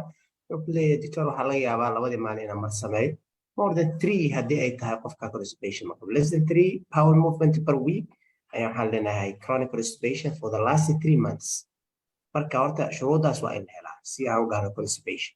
labo ileen hadduu constipation noqdo waxaan fiirinaynaa is a primary or is a secondary cause cudurra kalaa jira medication for example waxaa jira structural disease waxaa jiraan thyroid problem waxyaabahaas metabolic diabetes waxyaabahaas hadday jiraan we have to treat the underlying cause waxaa jira markaa halka meeshaas laga helaya haddii marka wixii ay noqdaan primary bukaanka markaas waxaan u sameynaynaa diet therapy waa ina high fiber diet aan siino especially ramadaanka fiberka ugu fiican oo la qaato waa dateska oo ah timirta waxyaabaha ugu fiican oo high fiber ah oo qofka calooshan u jilcinayso sidoo kale qofka waa inuu qaataa waxyaabahan vegetable-iska oo leafiska ah inuu qaato si oo caloosha u socoto taa waa waxa labaad arrinka labaad ku darayna waxa weeyaan high inuu qaato fluid fiican inuu qaato oo ah water well hydrated taana ayadana waa factorka labaad ee aad iyo aad ugu muhiimsan qofka constipation inuu biyo badan cabo iyo inuu fiber fiican qaato waxaan ugu daraynaa marka qaab simple laxatives oo fudud waa noocan loo yaqaano osmotic laxatives hadda isticmaalo sida lactulose waxyaabahaas sida lactulose ku bilaab xogaa maadaama ayada lafteeda ay leedahay abdominal distension waxyaabahaas ay leedahay bowel distension ay keenayso laakiin these were good inuu qofka uu ku bilaabo marka qaar waxaa laga yaabaa bukaanka inuu intaas dietkii iyo fluidkii iyo laxativeski iyo even stimulant laxative intuu qaato response ugu samey waayo waxaa jiraan dawooyin casri ah oo hadda dunida dawooyin u fiican loo isticmaalo chronic idiopathic constipation dawo la yidhahda lubiprostone ama linaclotide-ka dawooyinka lubiprostone-ka Soomaaliya ma taalo laakiin bukaanada inta u hore ayay waxay ka dalbadaan wadamada carabta yimaadaan iyo hindiga kasoo qaataan waxay ku imaadaa chronic constipation marka la siinayo 24 microgram twice daily saa darteeda waa good for chronic idiopathic constipation sidoo kale waxay aad u tahay ugu fiican tahay haddii bukaanka uu qabo IBS constipation predominant haddii uu yahay bukaanka aad ugu fiican tahay marka waxaan u maraynaa programkaasaan u maraynaa waxaan rajaynayaa mararka qaar waxaa laga yaabaa inuu intaasoo dhan ay wax tari weyso bukaankana uu problem ka qabo waxyaaba synergistic oo rectal problem inuu qabo uu baahdo in laga xaliyo marka taasna waxay u baahan tahay iyada lafteeda in loo sameeyo peripheral therapy iyo inuu maro u baahan tahay waad mahadsan tahay Dr. Ismaaciil Dr. Maxamed Dr. Yunis guddiga maxaan dhihi lahaa dhaqaatiirta Soomaaliyeed iyo dhaqaatiirta kale kasoo wada qayb gashay dhammaantiinba waan idin wada mahadcelinayaa waxaan soo gaarnay waqtigeena gabagabada wuxuu socdaa programka around 2 hours marka halkaas ayaan kusoo gabagabayn doonaa aad bayna u mahadsan yihiin dhaqaatiirta kulligood iyo inta kasoo wada qayb gashay Ramadan Kariim كل عام وأنتم بخير قبل الله منا ومنكم أعمال صالحة إن شاء الله دكتور أبشر دكتور عبد الرزاق قدري كرتان هذا mahadsantahay دكتور فاطمة وبرنامجka presentation-kan oo daadihinaysa aadan kugu mahadcelinayaa sidoo kale waxaan aad ugu mahadcelinayaa dhammaan dhaqaatiirta barnaamijkan isku soo dibariday iyo jaamacadda Jazeera dhaqaatiirta Dr. Maxamed Cabdullaahi Dr. Ismaaciil Faynte iyo Dr. Yunis aad u mahadsantihiin sida wanaagsan aad maartay u soo diyaariseen iyo aad uga jawaabteen su'aalihii maartay our colleagues ay soo bandhigeen I think this is a good opportunity Soomaaliya waxyaalaha ka maqan aan ka dareemayna hadda diabetic educator iyo dietitian fieldyadaas waa in maartay dhalinyarada yaryar oo soo baxay maartay la advice gareeyo inay sameeyaan inay soo bartaan waa meelaha maartay aad maartay aan uga liidano waay dhakhtarka cannot maartay do everything maartay diet inuu sharxo bukaankii inuu education siiyo fieldyadaas waa in la helo dad cover gareeya hadduu ilaahay yiraahdo aad u mahadsantihiin khayr badan idin rajeynayaa رمضان مبارك والسلام عليكم ورحمة الله وبركاته دكتور أبشر idinkaaba soo gabagabeeyey Dr. Faatuma Dr. Cabdisaaq Jimcaale anina waxaan dhihi lahaa barnaamijka aad ayuu u fiicnaa dadka kasoo qaybgalna aad ay u badnaayeen ilaa iyo 170 waa gaarayeen aad iyo aadayna dhaqaatiirtii Yunis Maxamed iyo Ismaaciilba si wanaagsan ay uga baxeen insha Allah kuwii ku camal falana ilaaha naga dhigo aad iyo aad u mahadsantihiin halkaasaan kusoo gababayn lahaa Faatuma adigaan kuu daayay waan soo gabagabaynay session-kana uu noo xirmaday